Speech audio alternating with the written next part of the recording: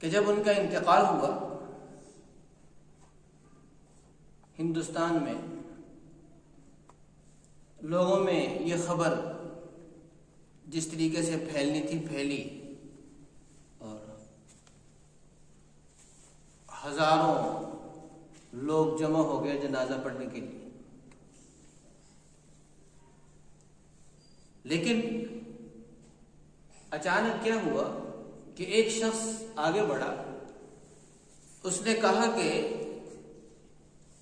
حضرت خواجہ صاحب نے ایک وصیت کی تھی, میں وہ وصیت تمہیں پڑھ کے سناتا ہوں, پھر جنازہ ہو. چنانچہ سناٹا چھا گیا پورے مجمع پہ اور لوگوں کے کان کھڑے ہو گئے کہ کیا وصیت ہے. تو اس شخص نے بلند آواز سے یہ بات کہی کہ حضرت خواجہ صاحب نے کہا کہ جس آدمی میں 4 خوبیاں ہوں, 4 شرطیں ہوں, وہی میری نماز جنازہ پڑھائے گا. پہلی شرط یہ ہے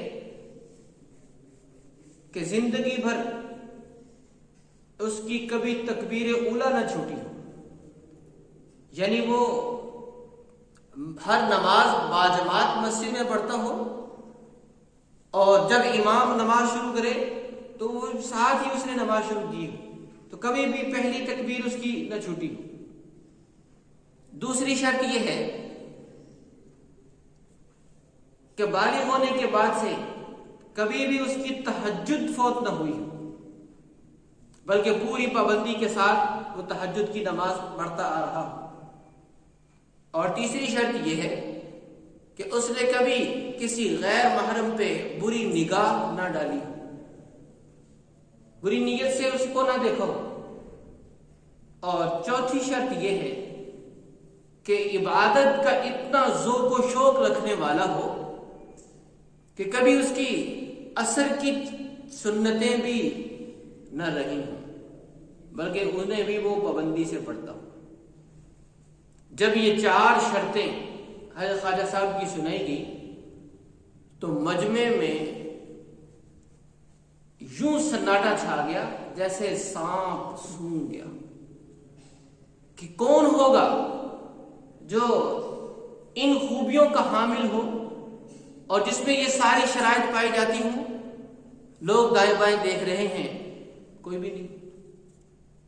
کچھ وقفے کے بعد ایک صاحب روتے ہوئے مجمع کو چیرتے ہوئے آگے بڑھے اور جا کے خواجہ قطب الدین بختیار کاکی رحمۃ اللہ علیہ کا کفن ہٹایا اور کہا کہ خواجہ صاحب خود تو آپ رخصت ہو گئے لیکن آپ نے مجھے رسوا کر دیا. پھر مجمع کی طرف خطاب کرتے ہوئے فرمایا کہ الحمدللہ یہ 4 خوبیاں میرے اندر موجود ہیں, چنانچہ صفیں سیدھی کرو, میں نماز جنازہ پڑھوں گا. آپ کو معلوم ہے کہ یہ صاحب کون تھے؟ یہ وقت کے بادشاہ سلطان شمس الدین التمش رحمت اللہ علیہ تھے.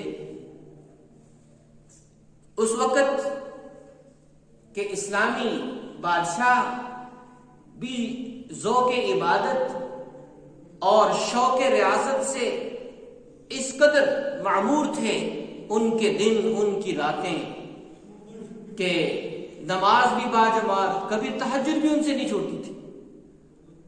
اور آج ہمارا حال یہ ہے کہ معمولی ہیلے بہانے رکاوٹیں اور معمولی سے معمولی عذر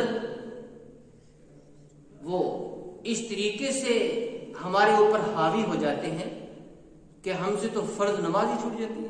ایک نہیں, نماز پہ نماز چھوٹتی جا رہی.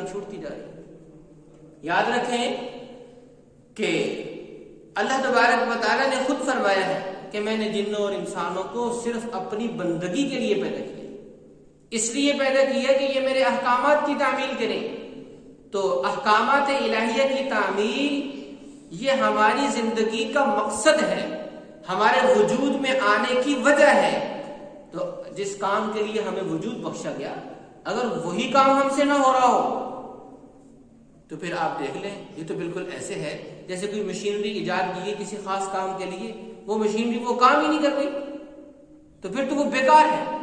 تو اسی طریقے سے جو انسان اپنے خالق کی بندگی میں نہیں لگ رہا تو وہ بھی بیکار ہے، اس کی زندگی فضول ہے، وہ مقصد سے کوسوں دور ہے۔